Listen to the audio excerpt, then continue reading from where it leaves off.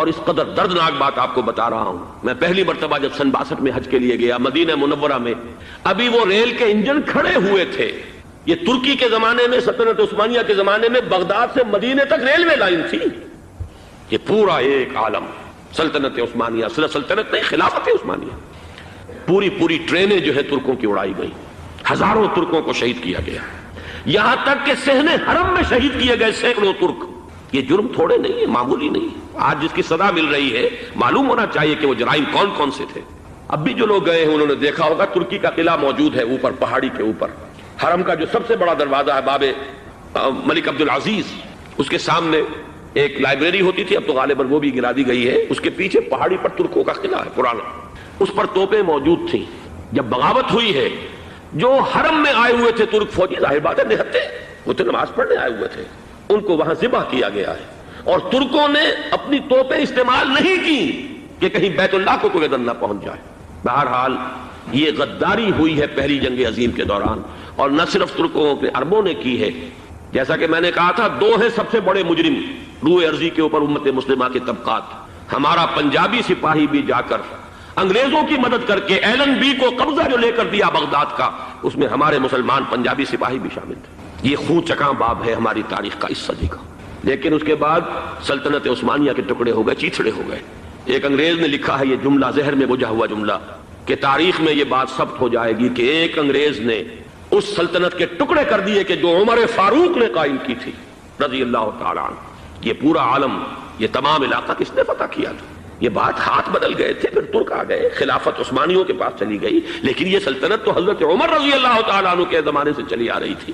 اس کو ایک انگریز کرنل نے، اور اس نے بغاوت میں آمادہ کر کے عربوں کو اور ترکوں کے پیٹھ میں چھرا ڈھکوا کر ان کے ذریعے سے اور ٹکڑے کر دیے۔ لیکن جب جنگ ختم ہوئی، اب انہوں نے کہا کہ اب ہمیں آزادی دیجیے، تو اب انہیں معلوم ہوا کہ غداروں کو دنیا میں کیا ملتا ہے، ٹکڑے کر دیے گئے۔ یہ حصہ عراق یہ انگریز کے پاس رہے گا، شام کا یہ علاقہ یہ فرانسیسیوں کے پاس رہے گا، مصر پر انگریزوں کا تسلط رہے گا، لیبیا اطالویوں کے پاس رہے گا، لے دے کر یہ جو علاقہ تھا حجاز، کیونکہ وہاں کچھ تھا ہی نہیں، بوادن غیر ذی زرع، یہ عربوں کے پاس چھوڑ دیا گیا۔ اس وقت جو بادشاہ ہیں شاہ حسین اردن کے، ان کے دادا سب سے بڑے غدار وہی تھے، لہذا ان کو اس علاقے کی بادشاہت دے دی گئی۔ اس کے بعد نجد سے ایک تحریک اٹھی ہے، وہ سعودی جو خاندان ہے وہ نجد سے اٹھا ہے۔ نجد میں اس وقت کچھ بھی نہیں تھا، وہ تو صرف ریت کے تودے تھے اور کچھ بھی نہیں، لہذا ادھر کسی استعماری قوت کو دیکھنے کی ضرورت ہی نہیں تھی۔ وہ تو بعد میں تیل برآمد ہوا، اس کی حیثیت ہو گئی، اور یہ امارات کا علاقہ جو ہے اس کی دنیا میں اب گویا کہ یوں سمجھیے کہ جو سب سے زیادہ اہم علاقے ہو سکتے ہیں روئے ارضی کے نقشے پر، ان میں سے ایک وہ ہو گیا۔ لیکن یہ اس وقت کی بات میں کر رہا ہوں، کوئی حیثیت نہیں تھی، لہذا اس کو چھوڑ دیا گیا۔ یہ ہے تاریخی پس منظر، یہ لکیریں جو کھینچی گئی ہیں، یہ ایک ملت اسلامیہ کو جو قومیتوں میں تقسیم کیا گیا، پھر نعرے لگوائے گئے المصر للمصریین الشام للشامیین۔ اب شامی ایک علیحدہ قوم ہو چکے ہیں، مصری ایک علیحدہ قوم ہو چکے ہیں، عراقی ایک علیحدہ قوم ہو چکے ہیں۔ یہ ساری تقسیمیں استعمار کی پیدا کرنا ہے، اس کا کوئی تعلق اسلام کے ساتھ نہیں۔ اب ضرورت تو اس بات کی تھی کہ استعمار کے پنجے جب یہاں سے کچھ ہٹے، دوسری جنگ عظیم کے بعد ایک دور آیا، امریکہ ابھرا ہے دنیا کی عالمی سطح پر سیاست میں، اس کے ہاں کچھ آزادی کے تصورات تھے، اس نے بھی سپورٹ کیا۔ برطانیہ کمزور ہو چکا تھا، وہ اتنے بڑے علاقے کو اب ہولڈ نہیں کر سکتا تھا۔ ہندوستان بھی آزاد ہوا، پھر یہ کہ اور دوسرے علاقوں سے بھی اس کو پسپائی اختیار کرنی پڑی۔ استعمار کے پنجے جس طرح بھی ہوئے، ان کے سینوں سے، عربوں کے سینوں سے جو ہے گویا کہ وہ ہٹے، لیکن امریکہ نے ایک اپنی بہت بڑی حکمت عملی جو اختیار کی، عالم عرب کے سینے میں اسرائیل کا خنجر پیوست کر دیا، تاکہ یہ کبھی آزاد نہ ہو جائیں، ہمارے انگوٹھے تلے رہے، ہماری پالیسی گورن کرے۔ یہ استعمار کا دوسری جنگ عظیم کے بعد، جہاں برطانوی استعمار، فرانسیسی استعمار رفتہ رفتہ یہ ہٹنے شروع ہوئے۔ صدر ناصر نے انگریزوں کو اٹھا کر پھینکا میڈیٹرینین میں اور دوسرے جگہوں سے، الجزائر نے آزادی حاصل کی فرانس سے، اطالویوں سے جو ہے لیبیا والوں نے آزادی حاصل کی، یہ ہو گیا، لیکن ایک خنجر پیوست کر دیا گیا اسرائیل کا سینہ عرب۔ اس صورتحال میں ظاہر بات ہے کہ ایک تو بڑی آئیڈیل پوزیشن تھی کہ پورا عالم اسلام متحد ہو، لیکن وہ تو بہت دور کا خواب معلوم ہوتا ہے۔ علامہ اقبال سے بڑا کوئی نقیب نہیں ہے ملت اسلامی کی وحدت کا. ایک ہو مسلم حرم کی پاسبانی کے لیے نیل کے ساحل سے لے کر تا بخا کے کاشغر. لیکن انہیں بھی اپنے لیکچرز میں کہنا پڑا کہ اس وقت جو صورتحال ہے پورے عالم اسلام کی ایک وحدت بن جانا تو تقریباً ناممکن نظر آ رہا ہے. اگر کسی طرح ایک common wealth of Muslim nations وجود میں آ جائے تو بھی بڑی کامیابی ہوگی. لیکن اس سے بھی پہلے یہ تو زیادہ آسان تھا کہ عالم عرب ایک وحدت کی شکل اختیار کر لے. یہ تو ایک قوم ہے, اکثر و بیشتر ایک نسل یا زیادہ دو نسلیں کہتی ہیں. شمالی افریقہ میں بربر نسل بھی ہے, باقی تو سب عرب ہیں. یہ پورا عالم ایک نسل, ایک زبان, پورے اتنے رقبے کے اوپر بولے جانے والی ایک زبان, یہ تو ایک ہو جائے. افسوس یہ ہے کہ اس کا ایک ہو جانا, ایک شخصیت ابھری تھی جو مذہبی مزاج کی شخصیت تھی, جو دینی مزاج کی حامل شخصیت تھی. اگر اس کی قیادت میں عالم عرب متحد ہو جاتا تو واقعتاً ایک بہت بڑا جو ہے مرحلہ وہ طے ہو جاتا پوری عالمی ملت اسلامیہ کی ایک وحدت اختیار کرنے کا. وہ شخصیت تھی شاہ فیصل شہید کی. اور اس لفظ کے ساتھ ہی آپ کے ذہن میں آ گیا ہوگا کیوں انہیں شہید کر دیا گیا, کس نے کیا کرایا, کہاں سے تعلیم حاصل کر کے آیا تھا وہ جس نے شہید کیا شاہ فیصل شہید کو.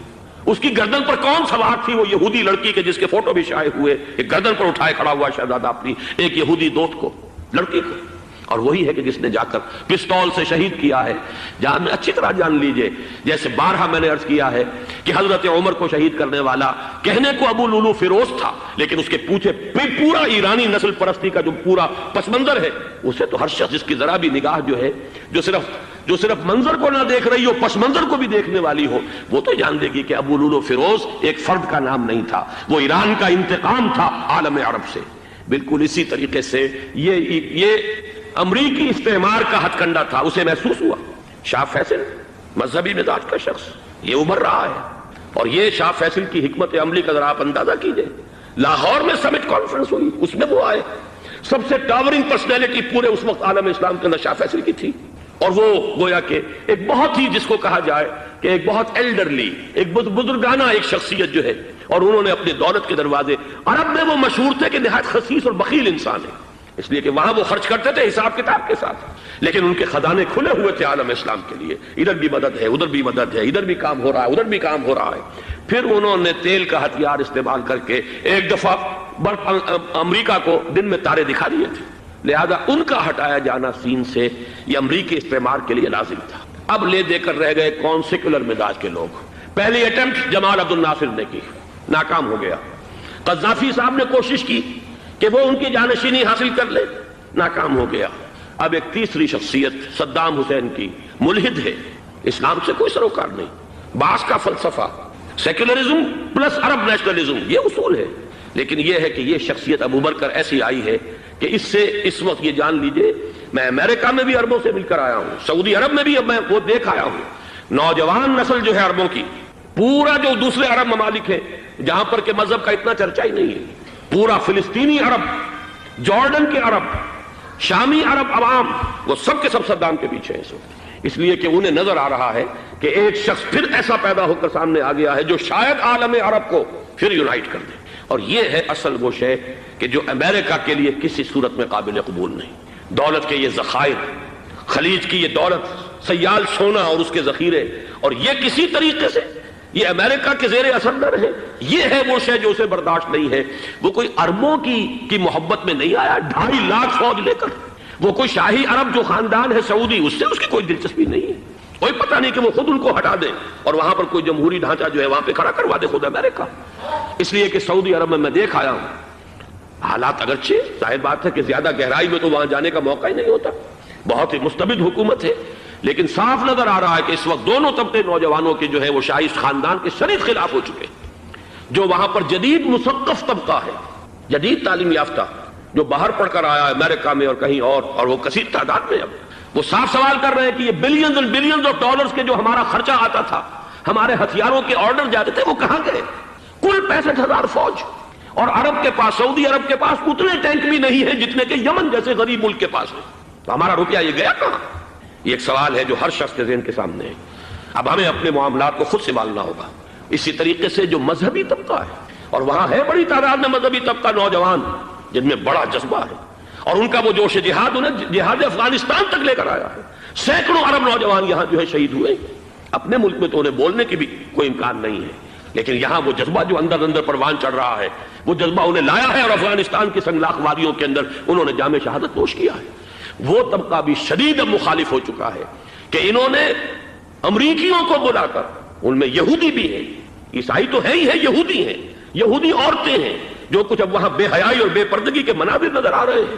یہ سرزمین عرب، میں نے امریکہ میں تقریر سنی ہے اسنا کے جو فائنل ان کا ایک سیشن تھا اسلامک سوسائٹی آف نارتھ امریکہ، جس میں میں مدعو کیا گیا تھا اور اسی لیے میں نے یہ سفر کیا تھا۔ ایک نوجوان نے جو تقریر وہاں پر کی ہے، واقعہ یہ ہے کہ میں حیران رہ گیا اس کی جرأت کا۔ اس نے کہا کہ حضور نے فرمایا تھا کہ جزیرہ نما عرب میں 2 دین جمع نہیں ہو سکتے، اور آج شاہی خاندان کی صرف اپنی حکومت کو بچانے کے لیے امریکیوں کو اتنی بڑی تعداد میں بلا لیا گیا ہے، جن میں موبائل چرچ بھی ہیں، موبائل سینیگوگز ہیں، یہودی مرد اور عورتیں جو ہے دندناتے پھر رہے ہیں آج عرب کی سرزمین پر۔ لہذا جو مذہبی طبقہ ہے وہ اس پر شدید رد عمل جو ہے اس کے اندر پایا جاتا ہے۔ یہ حالات ہیں جو میں آپ کے سامنے چاہتا تھا کہ رکھ دوں۔ یہ وہ شامت اعمال ہے۔ ایک طرف یہ کہ وہ شخصیت جو ہے صدام حسین کی وہ کوئی پسندیدہ شخصیت نہیں، لیکن یہ کہ اس شخصیت کو تقویت دینے والے بھی تو یہی لوگ تھے۔ انہیں خطرہ تھا ایران کے انقلاب سے کہ کہیں اسی قسم کا کوئی انقلاب ہمارے ہاں نہ آ جائے، لہذا انقلاب ایران کو ایکسپورٹ نہ ہونے دے، اس لیے انہوں نے اسی صدام حسین کو بلینز اور بلینز آف ڈالرز کی مدد دی۔ آج وہی ہے، عربی کی تو ایک کہاوت بھی ہے، سمن کلبک یا کو لوگ اپنے کتے کو کھلا پلا کے موٹا کرو، کسی روز تمہیں کو کاٹے گا۔ آج وہ تو انہیں کاٹ رہا، لیکن یہ کہ اس کا جو علاج تجویز ہوا ہے وہ انتہائی خوفناک ہے۔ 2.5 لاکھ امریکی وہ استعمار کے پنجے جو بمشکل عالم عرب کے سینے سے جو گڑے ہوئے تھے اس استعمار نے مشکل ہٹے تھے کہ ایک دم اب وہاں پر خبریں آ رہی ہیں، فرانسیسی بھی آ رہے ہیں، برطانوی بھی آ رہے ہیں، کہاں کہاں سے فوجیں آ رہی ہیں، اور وہاں پر 2.5 لاکھ تو صرف امریکن آرمی کا، اس میں تقریباً 1.5 لاکھ تو پہنچ چکی، اور جو بھی ہوگا وہاں پر جیسا کہ میں نے عرض کیا ہے اس قدر خوفناک سین ہے۔ میں نے بہت سے حضرات واقف ہوں گے، کئی مرتبہ میں نے حوالہ دیا ہے مولانا سید حامد میاں رحمہ اللہ کا۔ انہوں نے ایک دفعہ مجھے بتایا تھا کہ احادیث میں جو قرب قیامت کے حالات و واقعات کی پیشن گوئیاں ہیں، ان میں یہ ہے کہ وہ جو آخری جنگ ہونی ہے جو کہ دجال کے خلاف ہوگی مسلمانوں کی، اور جس میں کہ حضرت مسیح علیہ السلام کا نزول ہوگا جس کے سلسلے میں، اس سے پہلے ایک جنگ ہوگی بہت خوفناک، بہت خوفناک۔ اور عجیب الفاظ ان کے یہ تھے کہ اس میں ایک طرف مسلمان اور عیسائی اور یہودی تینوں ہوں گے۔ یہ بات سمجھ میں نہیں آتی تھی کہ مسلمان اور یہودی ایک جگہ کیسے جمع ہو سکتے ہیں۔ آج وہ نقشہ نظر آ گیا، آج اسرائیل، امریکہ، سعودی عرب اب یہ ایک ہے، بلکہ چلتے آئیے مصر، اسرائیل، سعودی عرب اور جو بھی ان کے حواری ہیں وہ سب ایک صف میں کھڑے، اور ان کے اوپر سیادت کس کی ہے؟ امریکہ کی۔ وہ نقشہ آ گیا ہے۔ اور اس جنگ کے سلسلے میں مولانا حامد میاں رحمہ اللہ نے مجھے بتایا تھا کہ حدیث میں الفاظ آئے ہیں، اتنے لوگ ہلاک ہوں گے، اتنے لوگ ہلاک ہوں گے، اتنے لوگ ہلاک ہوں گے کہ ایک پرندہ سینکڑوں میل تک اڑتا ہوا چلا جائے گا اور اسے سوائے لاشوں کے اور کچھ نظر نہیں آئے۔ یہ نقشہ خاکم بدہن تلا ہوا ہے، کھڑا ہوا ہے۔ جو بھی ہوگا کیمیاوی جنگ، کیمیاوی وارفیئر، کیمیکل وارفیئر، اور پھر ایٹمک وارفیئر، جس کی کھلی دھمکیاں دی جا چکی ہیں۔ کبھی کوریا کے بارے میں اندیشہ تھا کہ یہ درندے خدا کی دھرتی کو، کوریا کی غریب بستی کو ناگاساکی بنا کے چھوڑیں گے، ہیروشیما بنا کے چھوڑیں گے۔ آج وہ صورتحال جو ہے عالم عرب پر، heart of the Arab land, اس پر یہ صورتحال بالکل تلی کھڑی ہے۔ اس میں ہمیں کیا کرنا چاہیے؟ میں نے یہ چاہا کہ پورا پس منظر آپ کے سامنے ہو، صرف وقتی سا کوئی ایک نعرہ، وقتی سی کوئی ایک خبر، اس کے حوالے سے ایک جذبات کا معاملہ، پورا ایک پس منظر سامنے رکھیے۔ اب وہ آپ کو شاید میری باتیں جو ہے وہ سمجھ میں آ جائیں۔ نمبر 1، ہمیں کسی صورت اس جنگ میں امریکہ کے گھڑے کی مچھلی نہیں بننا چاہیے۔ امریکہ اسلام کے تحفظ کے لیے نہیں آیا، امریکہ حرمین کی حفاظت کے لیے نہیں آیا، امریکہ اپنے مفادات، عالمی مفادات کے تحفظ کے لیے آیا، اور زیادہ سے زیادہ آپ کہہ سکتے ہیں کہ وہ سعودی شاہی خاندان کی حفاظت کے لیے آیا۔ اور بڑا عمدہ مضمون چھپا تھا پچھلے، بلکہ ابھی تک تو وہ تازہ ہی ہے جب تک نیا نہیں آتا، ندا میں، جس کا عنوان تھا اربوں کا چھرا اور اربوں کا گدا۔ سارے پیسے بھی انہیں سے لے رہے ہیں۔ $12 بلین کا ایک چیک لے کر گیا جیمز بیکر۔ اندازہ تو کیجیے دنیا کہاں سے کہاں پہنچ گئی۔ میں حیرت ہوں کہ دنیا کیا سے کیا ہو جائے گی۔ 2 ماہ قبل اس کا تصور نہیں ہو سکتا تھا۔ اتنی بڑی قوت امریکہ کی، تباہ کن قوت، اور جمع ہو جائے گی عرب کے اندر۔ لیکن یہ کہ وہ کاسٹ بھی اربوں ہی کی ہوگی، انہی کا چھرا، انہی کا للا۔ ہمیں کرنا یہ چاہیے، اللہ تعالی ہماری حکومت کو، ہمارے سیاستدانوں کو، ہمارے ذمہ دار لوگوں کو ہدایت دے، وہ امریکہ کے گھڑے کی مچھلی نہ بنے۔ اس کے تحفظ کے لیے یا شاہی خاندان کی حفاظت کے لیے بہت کچھ انہوں نے عیش کر لیے، کافی عیش کر لیے، باقی یہ کہ اب جو کچھ ہونا ہے وہ ہونا ہے. حرمین شریفین کو تو خود عرب کے لوگ کہتے ہیں کہ کوئی خطرہ نہیں ہے. سارا جھگڑا تو وہ تیل کی دولت کا ہے. وہ تیل کی دولت جو ہے وہ شمال مشرقی کونے کے اندر ہے. بلکہ یہ کہ جو رد عمل پیدا ہوا عالم اسلام میں اور سعودی عرب میں خود اس کے مذہبی نوجوانوں میں امریکی فوجوں کی آمد کے خلاف اس کا جواب دیا گیا رابطہ عالم اسلامی کی طرف سے کہ یہ جو بھی جنگ کا محاذ ہے جو فوجیں ہیں یہ حرمین سے تو 1500 کلومیٹر دور ہیں. تو حرمین کو تو کوئی خطرہ نہیں ہے. خطرہ ہے امریکہ کے عالمی مفادات کو. آج آپ کو معلوم ہے دنیا دو طبقوں میں بٹی ہوئی ہے, دی رچ اینڈ دی پور. یہ جو اقوام ہیں جو 6-7 قومیں شمار ہوتی ہیں دنیا کی دولت مند قومیں, ان کے لیے خطرہ ہے کہ یہ اگر ہم ان کا جو سب سے بڑا ذریعہ ہے اس کا صنعت کا یہ تیل اگر اس کو کچھ ہو گیا تو ان کی سب کی اکانومی جو ہے وہ دم دھڑام سے زمین پر آ جائے گا. وہ بھی برابر ہو کر آ جائیں گے دنیا کے دوسرے ملکوں کے. یہ اس کی حفاظت کے لیے آئے ہیں. ہمارے نوجوان کو آج میں سوچتا ہوں کاش کہ ہمیں معلوم ہو, ہمیں وہ تاریخ دہرانی نہیں چاہیے کہ ہم نے پہلی جنگ عظیم میں انگریزوں کے استعمار کے پنجے گڑوانے کے لیے اپنی جانیں دیں. پنجاب کا نوجوان, پنجاب کا مسلمان سپاہی بھی جا کر ایلن بی کو قبضہ دلوانے کے اندر اور بغداد پر قبضہ کرانے میں اس کے تعاون کیا, اس کی مدد کی. کیا آج بھی وہی تاریخ اپنے آپ کو دہرائے گی؟ آج ہمارا فوجی جائے گا وہاں پر امریکہ کے تحفظ کے لیے, اس کے مفادات کے تحفظ کے لیے. پہلی بات یہ کہ یہ ہرگز نہیں ہونا چاہیے. ہونا کیا چاہیے؟ پہلی کوشش یہ ہو کہ یہ بین الاسلامی معاملہ بنے, مسلمان امت آئے, امریکی فوجیں جائیں, فرانسیسی جائیں, برطانوی جائیں. ہاں اس صورت میں کہتا ہوں پاکستان کا ایک ایک بچہ وہاں جائے اور اپنی جان قربان کر دے, اس لیے کہ یہ قرآن کا حکم ہے. بَإِن طَائِفَتَانِ مِنَ الْمُؤْمِنِينَ اقْتَتَلُوا فَأَصْلِحُوا بَيْنَهُمَا فَإِن بَغَتْ إِحْدَاهُمَا عَلَى الْأُخْرَى فَقَاتِلُوا الَّتِي تَبْغِي حَتَّى تَفِيءَ إِلَى أَمْرِ اللَّهِ فَإِن فَاءَتْ فَأَصْلِحُوا بَيْنَهُمَا بِالْعَدْلِ وَأَقْسِطُوا إِنَّ اللَّهَ يُحِبُّ الْمُقْسِطِينَ. امت مسلمہ کو حکم دیا گیا ہے اگر مسلمانوں کے دو گروہ لڑ پڑے تو تم صلح کراؤ, اور اگر ایک فریق زیادتی پر تلا رہے, اڑا رہے, تو اب سب مل کر اس سے جنگ کرو یہاں تک کہ اسے اللہ کے حکم کے آگے جھکا دو. پھر اگر وہ اللہ کا حکم مان لے, صلح پر آ جائے, تو پھر عدل و قسط کے ساتھ ان کے درمیان صلح کرا دو. یہ ہمیں حکم ہے, مسلمانوں کو حکم ہے. لیکن یہ کہ یہ امریکی آ رہے ہیں اور امریکی استعمار اور امریکی مفادات اور اس کے لیے جو ہے پاکستان کا مسلمان سپاہی بھی جائے, میرے نزدیک کی کسی صورت میں صحیح نہیں. مطالبہ بھی ہو رہا ہے. آج ہی غالباً ایک انٹرویو آیا ہے شاہ حسین کے بھائی جو ہیں حسن بن طلال, انہوں نے بھی یہی کہا ہے کہ اس کو مسلمانوں کو آپس میں اس معاملے کو طے کرنا چاہیے, اس قضیے کو امریکی فوجوں کو یہاں سے فوراً واپس جانا چاہیے. اور یہی بات میں یقیناً تائید کروں گا, تحسین کروں گا. یہی موقف ایران کا ہے. ایران عراق کے خلاف جو یو این او کے سینکشنز ہیں کہتا ہے ہم اس کی پابندی کریں گے, لیکن امریکہ کو یہاں سے نکلنا چاہیے. یہ مسلمانوں کا اپنا معاملہ ہے, وہ آپس میں طے کریں. پاکستان کو بھی یہی موقف اختیار کرنا چاہیے پوری قوت کے ساتھ.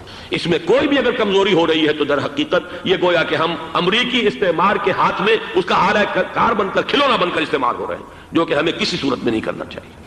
اگر یہ بھی ناکافی ہو تو دوسرا ایک اور مسئلے کا حل موجود ہے اس سے براڈر سطح پر, کہ غیر جانبدار ممالک اگر کوئی ہے ان کو بھی اس قضیے کے اندر شامل کیا جائے. ایک تحریک تھی کسی زمانے میں, کافی بڑی تھی, لیکن یہ کہ وہ بھی اگر اس کے اندر شامل ہو جائیں. لیکن امریکہ, رشیا, یہ تو ظاہر بات ہے سپر پاورز ہیں, ان کے مفادات ہیں, عالمی اور گلوبل مفادات ہیں. لہذا اول تو یہ ہونا چاہیے کہ بین الاسلامی معاملہ بنا کر, اس صورت میں جیسا کہ میں نے عرض کیا ہماری پوری فوج بھی جائے اللہ پر توکل کر کے. پاکستان کا محافظ اللہ ہوگا. اگر اللہ کے ایک حکم کے اوپر عمل کرتے ہوئے مسلمان یہاں سے جائیں اور جا کر وہاں پر جو ہے اپنی جانیں دینے کو تیار ہو جائیں. لیکن اگر یہ اس میں بھی کافی نہ ہو تو جو بھی غیر جانبدار ممالک ہیں ان کو بھی اس معاملے کے اندر شریک کیا جا سکتا ہے. بدرجۂ آخر اگر پاکستانی فوج جائے وہ صرف حرمین شریفین کے گرد و نواح میں ان کو ڈپلوائے کیا جانا چاہیے. اگر خدا نہ خواستہ وہاں پر کوئی آنچ آنے کی شکل پیدا ہو جائے تو اس کی, اے ارض پاک تیری حرمت پہ کٹ مرے ہم, اس کے لیے مسلمانوں کو تیار رہنا چاہیے. اس لیے کہ بہرحال جہاں تک ارض پاک کی حرمت کا تعلق ہے وہ ہمارے ایمان کا جز ہے. باقی برطانوی مفادات, امریکی مفادات, صنعتی ممالک کے مفادات یا کسی شاہی خاندان کے مفادات, یہ شاہی خاندان یہ تو گرتی ہوئی دیواریں ہیں, جانا ہے آج نہیں تو کل. لیکن یہ کہ اصل معاملہ ہے امت کا, اصل معاملہ ہے امت مسلمہ کا, اصل معاملہ ہے حرمین شریفین کا. لہذا ان دونوں چیزوں کو لازماً گڑبڑ نہ کریں. آپ حضرات کے علم میں ہے کہ اس سے پہلے ایران کی طرف سے بار بار مطالبہ ہوا کہ حرمین کو بین الاسلامی کنٹرول میں دے دیا جائے اور سعودی عرب کا اس کے اوپر سے جو انتظامی عمل دخل ختم کر دیا جائے. میں نے کبھی تائید نہیں کی, اس لیے نہیں کی کہ میرا مشاہدہ ہے, میں گیا ہوں بارہا سعودی عرب کی حکومت نے چاہے خود بھی بڑے بڑے محل بنائے ہیں لیکن حرمین کی خدمت کے اندر بھی کوئی کمی نہیں کی. اس پر انہوں نے اربوں ڈالر اس پر بھی خرچ کیا ہے. اس کے اوپر انہوں نے اس حج کے انتظامات پر پوری حکومت جو ہے وہ اپنے آپ کو لگائے رکھتی ہے. لہذا اس اعتبار سے کوئی کمی کی بات نہیں وہاں پر آئی کہ جس کے لیے ضرورت ہو کہ ان کا عمل دخل وہاں سے ختم کیا جائے. لیکن یہ صورتحال اب جو پیدا ہو گئی ہے یہ بالکل مختلف ہے. اسے اس کے کانٹیکسٹ کے اندر دیکھا جانا چاہیے اور اسی کے حوالے سے میں نے چند رائے آپ کے سامنے رکھی. اب آئیے پاکستان کی طرف جو ہمارا اصل مسئلہ ہے اس کے تو ہم سب سے بڑے ذمہ دار ہیں. اس کی بھلائی ہے تو برائی ہے تو اس میں خیر آتا ہے تو وہ بھی ہماری کوشش اس کے لیے ضروری ہے اور کوئی شر پیدا ہوتا ہے تو اس کی ذمہ داری بھی ہم پر آئے گی. اس کے ضمن میں چند باتیں عرض کر رہا ہوں. شدید ترین خطرہ ہے جیسا کہ میں عرض کر چکا ہوں کہ بھارت حملہ کرے گا. مجھے تو تقریباً یہ رائٹنگ آن دی وال کے مانند ایک فیصلہ نظر آ رہا ہے. بلکہ آج میں کسی سے کہہ رہا تھا کہ اگر اب نہیں تو پھر کبھی بھارت حملہ نہیں کر سکتا. اس کے لیے سچویشن بالکل رائٹ ہے. 2 مرتبہ ایکسرسائز کر چکا ہے وہ خاص ٹارگٹ بنا کر حیدرآباد کو اور اس کے پیش نظر ہے سندھ میں جو بھی خلفشار ہے اسے اس کے علم میں ہے جو بھی تصادم ہے. اب بھی اگرچہ اس وقت کی جو ہماری اندرونی سیاست ہے یہ اس کا کرشمہ سامنے آیا ہے کہ جی ایم سید صاحب کو ایگزونریٹ کیا جا رہا ہے. ان کو محب وطن کا خطاب دوبارہ دیا جا رہا ہے. وہ شخص کہ جس نے اسلام کے خلاف انتہائی زہریلی باتیں کی ہیں, وہ شخص جس کی کتاب اب پاکستان ٹوٹ جانا چاہیے, وہ لاکھوں کی تعداد میں ہندوستان سے چھپ کر آئی ہے, یہاں تقسیم ہوئی ہے, آج اسے سند دی جا رہی ہے. یہ ہے ہماری اندرونی سیاست کے کرشمے. میں اس پر تفصیل سے نہیں جانا چاہتا, لیکن اس شخص کی دیکھیے وہ جو علامہ اقبال کا شعر ہے کہ بتکرے میں برہمن کی پختہ زناری بھی دیکھ, دیکھ کعبے میں شکست رشتہ تسبیح شیخ, اور بتکدے میں برہمن کی پختہ زناری بھی دیکھ. کہ نظر یہ آ رہا ہے کہ اس نے رہا ہوتے پہلا بیان یہ دیا ہے کہ ہماری پہلی ترجیح یہ ہے کہ پاکستان ٹوٹ جائے اور ہندوستان کے ساتھ ہم ایک انڈیپینڈنٹ اسٹیٹ کی حیثیت سے کنفیڈریشن قائم کریں. سندھو دیش confederation with India independent of Pakistan. حسنا کہ ان کے لیے ہوگا بہت اچھا بدلہ, ماں کسی نفی ہے ابدا, اور وہ اس میں رہیں گے ہمیشہ ہمیشہ.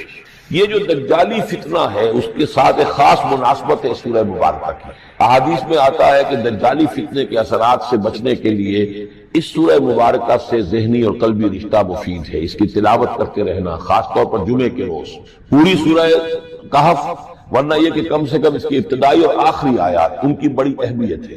دجالی فتنہ اصل میں کیا ہے سمجھ لیجئے کہ ایک تو ہے دجالی فتنہ بالعموم, دجل کہتے فریب کو, جیسے کہ کوئی نبی نہیں ہے وہ اس نے فریبی لبادہ اوڑھ لیا, نبوت کا دعویٰ کر رہا ہے, وہ دجال ہے. تو اس طرح کی تو حضور نے فرمایا ہے کہ 30 دجال پیدا ہوں گے.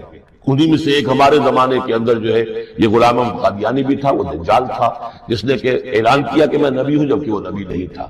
تو فریبی بنا ہوا جس نے کہ ملمہ اپنے اوپر چڑھایا ہوا ہے. اسی طریقے سے دجالی فتنہ یہ جو ہے اس پوری دنیا میں اس وقت جو فتنہ ہے وہ یہ ہے کہ مادہ پرستی کا اتنا غلبہ ہو چکا ہے ذہنوں کے اوپر, افکار کے اوپر, لوگوں کی نظریات کے اوپر, لوگوں کی اخلاق کے اوپر, لوگوں کے اقدار جو ہیں, ویلیوز جو ہے اس کے اوپر, کہ وہ آخرت کو بالکل بھول گئے, اللہ کو بھول گئے, اسباب کے اندر گم ہے, مسبب الاسباب سے ظہور ہو گیا. دنیا ہی دنیا ہے, آخرت کو بھولے ہوئے ہیں, مادہ ہی مادہ ہے, روح سے کوئی سروکار ہی نہیں. یہ ہے بالعموم جس کا نام دجالی فتنہ ہے کہ حقیقت کے اوپر پردہ پڑا ہوا ہے, آخرت پر دنیا کا پردہ پڑا ہوا ہے. یہ دنیا جو ہے در حقیقت کیا ہے, وَمَا الْحَيَاةُ الدُّنْيَا إِلَّا مَتَاعُ الْغُرُورِ, یہ دھوکے کا سامان ہے.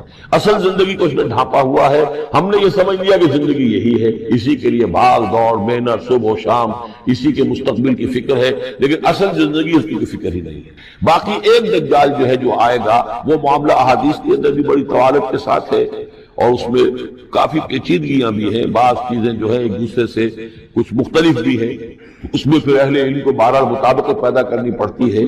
میں نے جہاں تک اپنی کوشش کی ایک رائے تک میں پہنچا ہوں, لیکن ابھی میں اسے بیان نہیں کر رہا ہوں. بہرحال دجالی فتنے کی خبریں موجود ہیں بہت شدت کے ساتھ, اور اس صورت کا پڑھنا جو ہے اس میں بہت مفید ہے. اس صورت کے مضامین کا دجالی فتنہ بالعموم سے کیا تعلق ہے وہ تو اس ہم دورہ ترجمہ دوران کے اس کے دوران بھی آپ کو معلوم ہو جائے گا, لیکن اس کے جو خاص بڑے مباحث ہیں, خاص طور پر یہ کہ ایک ہمارے بہت بڑے عالم گزرے ہندوستان میں اس صدی کے آغاز میں, مولانا مناظر حسن گیلانی, انہوں نے اس میں باقاعدہ کتاب لکھی ہے, آپ کو مل جائے گی بازار میں بھی, اصحاب کہف کے جو کا معاملہ سورہ کہف کے مباحث ہیں ان کے. میں نے اس کو اپنی ایک تقریر کے اندر کسی خطاب جمعہ میں سورہ کہف کے مضامین کا خلاصہ بیان کیا تھا, جس کا عنوان ہے دنیا کی حقیقت. ظاہر بات ہے تفاصیل زیادہ جو ہے وہ میرے لیے ممکن نہیں ہے کہ اس دورہ ترجمہ کے دوران بیان کر سکیں. وَيُنذِرَ الَّذِينَ قَالُوا اتَّخَذَ اللَّهُ وَلَدًا، اور خبردار کر دے ان لوگوں کو جنہوں نے کہا کہ اللہ نے بیٹا بنایا۔ یہ ساری دجالیت جو ہے اس کی جڑ کیا ہے؟ مسیحیت، جو موجودہ مسیحیت ہے، جو حقیقت میں مسیحیت نہیں ہے، پالزم، جس کی بنیاد تثلیث پر ہے کہ اللہ کا بیٹا بنا دیا حضرت مسیح علیہ السلام کو، اور انہیں کفارہ بنا دیا تمام جو بھی مان لے ان کو ان کے گناہوں کا، پیش کی معافی ہے ان کے گناہوں کی جو حضرت مسیح پر ایمان لے آیا۔ اور نمبر 3 شریعت ساخت کر دی، اور نمبر 4 سارا اختیار جو ہے وہ پوپ کے ہاتھ میں دے دیا گیا کہ تم جو چاہو جس چیز کو چاہو حلال کرو، جس چیز کو چاہو حرام کر دو۔ ان چیزوں نے مل کر نفس مذہب کو اس قدر قابل نفرت سے بنا دیا کہ یورپ کے عوام کے اندر مذہب کے خلاف شدید نفرت پیدا ہو گئی۔ چنانچہ اس کے بعد جب مسلمانوں کے زیر اثر وہاں پر علم پھیلا ہے، ہسپانیہ کی یونیورسٹیوں سے علوم اور فنون جو ہے یہ فرانس اور اٹلی اور جرمنی کے نوجوان آتے تھے، اور وہاں آ کر وہ قرطبہ اور غرناطہ اور طریقلہ کی یونیورسٹیوں سے پڑھ کر جاتے تھے، تو ان کے زیر اثر جو ایک ریفارمیشن شروع ہوئی، اصلاح مذہب، اور ایک رینائسنس تحریک احیاء العلوم، وہ جو اصل تو تحریک تھی اس بات کی کہ انسان علم کی طرف دوبارہ رجوع کرے، لیکن یہ کہ وہ علم جب آگے بڑھا ہے تو وہاں پہ عیسائیت کے خلاف جو رد عمل تھا اس کی وجہ سے اس میں مذہب کی دشمنی جو ہے اس تحریک کے اندر خود بخود شامل ہو گئی۔ تو مذہب سے بیزاری، روحانیت کا انکار، آخرت سے بالکل بے پرواہی اور اس کا بھی انکار، اور خدا ہے یا نہیں ہے اس سے کوئی سروکار نہیں، یہ جو اس تہذیب کے اصل میں اثرات بنے ہیں سارے، یہ اسی غلطیوں کا یہ اثرات ہیں، نتائج ہیں کہ جو عیسائی مذہب کے اندر جو یہ تحریفات کر کے جو غلطیاں کی گئی ہیں، اس کو یہاں کہا گیا ہے کہ ان لوگوں نے کہ جنہوں نے یہ عقیدہ ایجاد کیا، ما لہم بہ من علم، ان کے پاس اس کے لیے کوئی علمی سند نہیں ہے، ولا لآبائہم، نہ ان کے آباء و اجداد کے پاس کوئی سند تھی، کبرت کلمۃ تخرج من افواہہم، بہت بڑی بات ہے جو ان کے منہ سے نکل رہی ہے، بہت بڑی گستاخی ہے جو یہ اللہ تعالیٰ کی شان میں کر رہے ہیں، ان یقولون الا کذبا، یہ نہیں کہہ رہے مگر جھوٹ، سراسر سیدھا سفید جھوٹ بول رہے ہیں۔ فلعلک باخع نفسک علی آثارہم، تو اے نبی شاید کہ آپ اپنے آپ کو ہلاک کر لیں گے ان کے جو اثرات پڑنے والے ہیں، عیسائیت کے اس غلط عقیدے کے جو نتائج برآمد ہوئے ہیں، جب یہ نتائج ظاہر ہوں گے تو اتنے سنگین ہوں گے، فلعلک باخع نفسک، کہ ان کے احساس سے اور ان کے ادراک سے شاید کہ آپ اپنے صدمے سے اپنے آپ کو ہلاک کر لیں۔ ان لم یؤمنوا بہذا الحدیث اسفا، اگر یہ لوگ اس حدیث پر، اس قرآن پر، یہ بات جو بتائی جا رہی اس پر ایمان نہ لائے، اس پر ایمان نہ لائے، اپنے اس غلط عقیدے پر قائم رہے، اس غلط مذہب کو انہوں نے برقرار رکھا، تو اس کا جو رد عمل ہوگا نوع انسانی پر، اور اس سے تاریخ انسانی اور انسانی ثقافت جس غلط رخ پر پڑے گی، جو دجالیت کا فتنہ اس سے جنم لے گا، ان تمام چیزوں کے اثرات سے شاید آپ کو اتنا صدمہ ہو کہ فلعلک باخع نفسک علی آثارہم ان لم یؤمنوا بہذا الحدیث اسفا انا جعلنا ما علی الارض زینۃ لہا، ہم نے زمین کے اوپر جو کچھ ہے اسے اس کا گہنا بنا دیا ہے، بناؤ سنگھار بنا دیا ہے، زینت بنا دیا ہے۔ یہ آپ نوٹ کر لیجئے، لفظ زینت اور زمین میں اس کی زیبائش اور آرائش یہ اس سورہ مبارکہ کا عمود ہے، یعنی اس کو اتنا کھبا دیا ہے نگاہوں میں اللہ نے کہ آخرت سے خود بخود انسان غافل ہو جاتا ہے۔ یہ پردہ پڑ گیا ہے، چمک دمک ہے، یہ کاریں ہیں، یہ بلڈنگیں ہیں، یہ کوٹھیاں ہیں، یہ عالیشان عمارتیں ہیں، یہ کیا کچھ اس کی جو یوں سمجھیے پومپ اینڈ شو جو ہے اس وقت دنیا کا، اور ظاہر بات ہے امریکہ میں جا کر دیکھیے تو جو کچھ یہاں دیکھ رہے ہیں اس سے 10 گنا 100 گنا 1000 گنا آپ کو نظر آئے گا، عقلیں دنگ ہو جاتی ہیں۔ نتیجہ کیا نکلتا ہے کہ انسان یہ سمجھتا ہے کہ اصل شے یہی مادہ ہی ہے، اصل ہدایت پہ یہی لوگ ہیں، یہی لوگ ہیں صحیح معنی میں کہ جنہوں نے واقعتاً علم حاصل کیا ہے، لہذا ان کی غلط تہذیب، ان کا غلط تمدن، ان کے تمام غلط ثقافت کے معاملات کی بھی ہم اسی طریقے سے پیروی کر رہے ہیں۔ یہ سارا مسئلہ جو ہے وہ اس لیے ہے کہ یہ چمک دمک دنیا کی زیبائش اور آرائش اس سے ہم متاثر ہیں۔ انا جعلنا ما علی الارض زینۃ لہا، جو کچھ زمین کے اوپر ہے اسے ہم نے اسے اس کے لیے بناؤ سنگھار بنا دیا، لنبلوہم، تاکہ ہم آزمائیں ان کو، ایہم احسن عملا، کون ہے ان میں سے اچھے عمل کرنے والا۔ یعنی اب یوں دیکھیے وہ شعر جو ایک ہے، اگرچہ ذرا تھوڑا سا شان باری تعالیٰ کے اعتبار سے تو شاید اتنا مناسب نہ ہو، لیکن یہ کہ مفہوم کو ادا کرتا ہے کہ رخ روشن کے آگے شمع رکھ کر وہ یہ کہتے ہیں ادھر آتا ہے دیکھے یا ادھر پروانہ جاتا ہے۔ ایک طرف ذات باری تعالیٰ ہے، اور ایک طرف یہ دنیا ہے، اس کی چمک دمک ہے۔ اب یہ پروانہ جو ہے یہ انسان، اس کا امتحان ہے، آیا یہ اللہ اور آخرت کی طرف جا رہا ہے یا دنیا کی طرف اور دنیا کی زیبائش اور آرائش کی طرف جا رہا ہے۔ جو زیبائش اور آرائش کی طرف چلا گیا وہ گیا، وہ تباہ و برباد ہو گیا، فقط خسر خسران مبین۔ اور جس نے اس دنیا کی زیبائش اور آرائش اس سے منہ موڑ کر وہ جو حقیقت جو اصل حسن ازلی ہے اللہ تعالیٰ کا اور اس کا جو جلال اور کمال ہے اور جو آخرت کی نعمتیں ہیں ان کو اختیار کر لیا، وہ کامیاب ہے۔ تو امتحان اتنا ہی ہے کہ رخ روشن کے آگے شمع رکھ کر وہ یہ کہتے ہیں ادھر جاتا ہے دیکھیں یا ادھر پروانہ آتا ہے۔ وَإِنَّا لَجَاعِلُونَ مَا عَلَيْهَا صَعِيدًا جُرُزًا، اور یہ کہ جو کچھ بھی اس پر ہے ہم ایک وقت آئے گا کہ اس کو بنا کر رکھ دیں گے جیسے کہ میدان جس میں سے کہ فصل کاٹ لی گئی ہے۔ جب قیامت ہوگی کیا ہوگا یہاں پر اسی زمین کو، نہ یہاں پہ کوئی وہ پہاڑ رہ جائیں گے کوٹ کوٹ کر چپٹی کر دی جائے گی، نہ یہ آپ کے پاس جو ہے وہ اسکائی اسکریپرز رہ جائیں گے، نہ یہ اعلیٰ شان عمارتیں ہوں گی، کچھ نہیں ہوگا۔ یہ سب برابر ہوگا جیسے کہ کسی کھیت کے اندر سے فصل کاٹ دی جاتی ہے تو وہ پڑا ہوتا ہے ویران۔ وَإِنَّا لَجَاعِلُونَ مَا عَلَيْهَا صَعِيدًا جُرُزًا، ہم اسے کر کے چھوڑیں گے ایسا کھیت کہ جہاں پر چورا پڑا ہوا ہو، صرف بچا کھچا جو ہے وہ اس کا توڑی کا اور کچھ نہ ہو۔ ام حسبت ان اصحاب الکہف والرقیم کانوا من آیاتنا عجبا، اب یہاں سے اصحاب کہف کی بات شروع ہو رہی ہے، کیونکہ پوچھوایا تھا یہودیوں نے اصحاب کہف کون تھے۔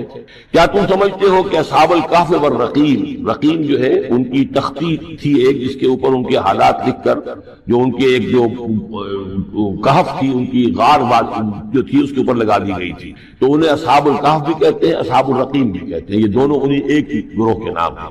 کیا وہ تمہارے خیال میں ہماری بڑی عجیب آیات میں سے تھا؟ یعنی واقعی بات تو غیر معمولی تھی، لیکن حقیقت میں ہمارے ہاں تو ہماری تخلیق میں ہماری صنائی میں اس سے ہزاروں گنا زیادہ عجیب باتیں ہوتی ہیں، ہمارے لیے تو کچھ ہے ہی نہیں کسی بھی درجے میں، تم سمجھتے ہو شاید وہ بہت بڑی بات ہے۔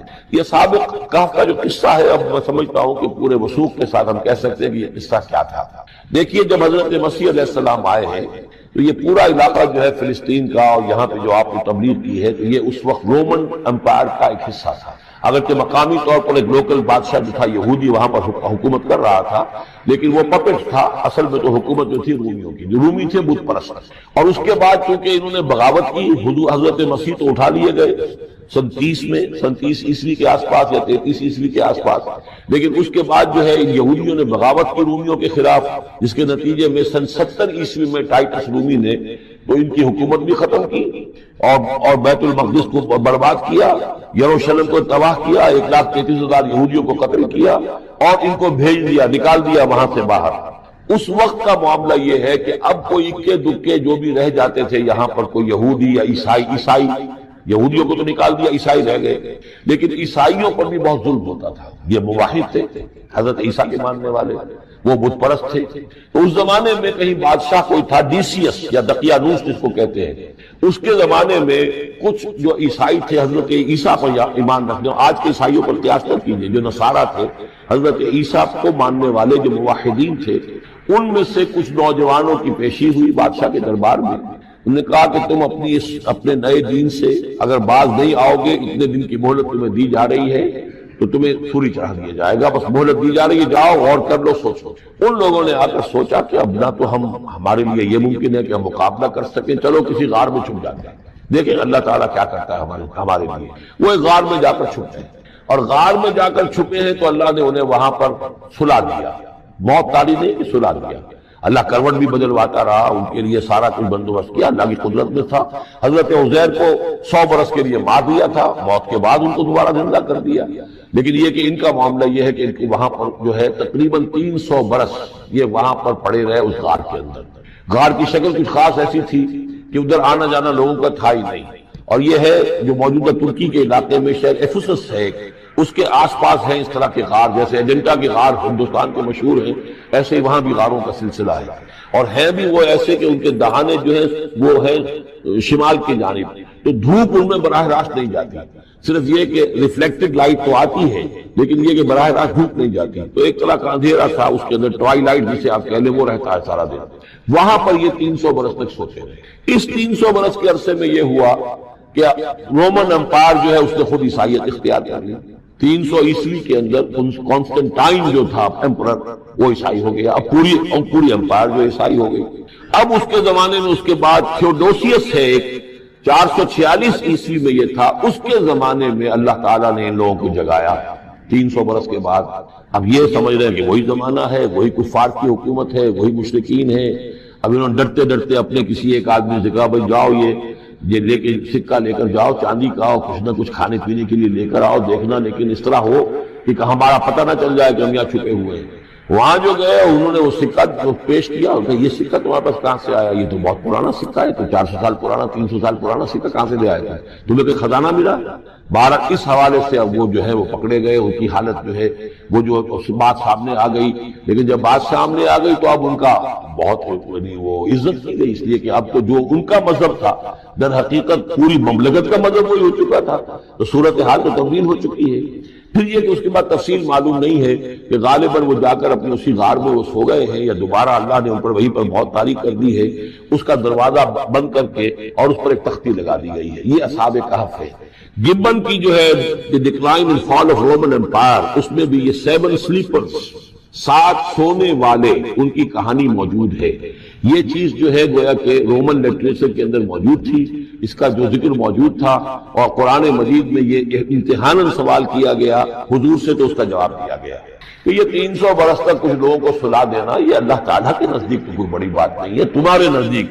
ام حسبت ان اصحاب الکہف والرقیم کانوا من آیاتنا عجبا اذ ابى الفتية الى الکہف، جبکہ وہ نوجوان آئے اپنے اس غار میں، فقالوا، اور انہوں نے کہا ربنا آتنا من لدنک رحمتا، پروردگار اب خاص اپنے خزانہ فضل سے ہمارے لیے رحمت کا بندوبست فرما، وہیئ لنا من امرنا رشدا، اور ہمارے لیے ہمارے معاملے کے اندر جو ہے وہ کوئی عافیت کا بندوبست فرما۔ فضربنا علی آذانہم، تو ہم نے تھپکی دے دی ان کے کانوں پر، فی الکہف سنین عددا، اسی وہ غار کے اندر جو ہے وہ سوتے رہے کئی سال۔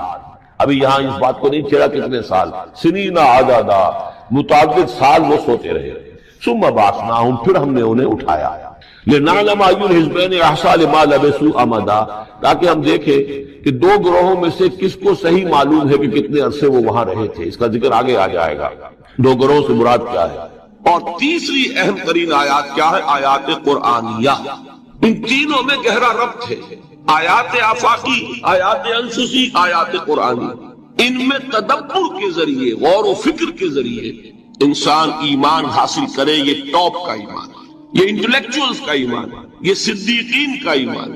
نمبر 2، ایک ایمان ہے عوام کے لیے، اس کے 2 راستے ہیں۔ نمبر 1، صاحب یقین کی صحبت، جس کے اندر یہ ایمان پیدا ہو چکا ہو، آپ اس کے قریب رہیے۔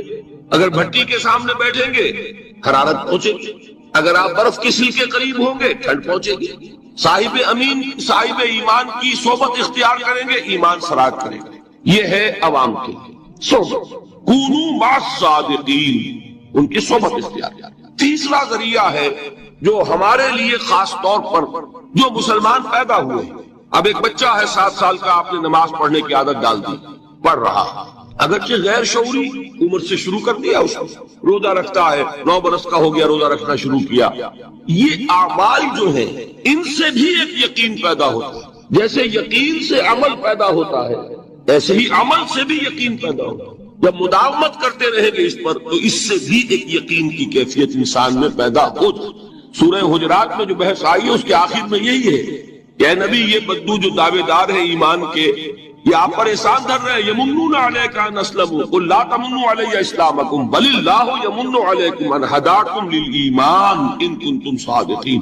یہ آپ پر احسان دھر رہے ہیں کہ ایمان لے آئے، نبی ان سے کہیے مجھ پر اپنے ایمان کا کوئی احسان نہ دھرو، اپنے اسلام کا، بلکہ اللہ تم پر احسان دھرتا ہے کہ اس نے تمہیں ایمان کے راستے پر ڈال دیا ہے۔ جب اسلام پر آ گئے ہو تو عمل کرتے رہو گے، ان تطیعوا اللہ ورسولہ، اگر عمل کرتے رہو گے تو اس عمل کے ذریعے سے بھی تمہارے اندر ایمان پیدا ہو جائے گا۔ تو یہ 3 راستے ذہن میں رکھیے، جو عوام ہے غور و فکر، سوچ بچار، اس کی صلاحیت نہیں یا مواقع نہیں، ان کے لیے یہ 2 راستے ہیں، یقین بذریعہ عمل اور یقین بذریعہ صحبت۔ یہاں سے اٹھا رہے ہیں لوگوں کو، بار بار یہی آ جاتے ہیں، لیکن ان کو دقت ہوتی ہے۔ یہاں پہ کوئی صاحب پہلے سے روک دیا کرے نا، جو بات میں گڑبڑ ہوتی ہے۔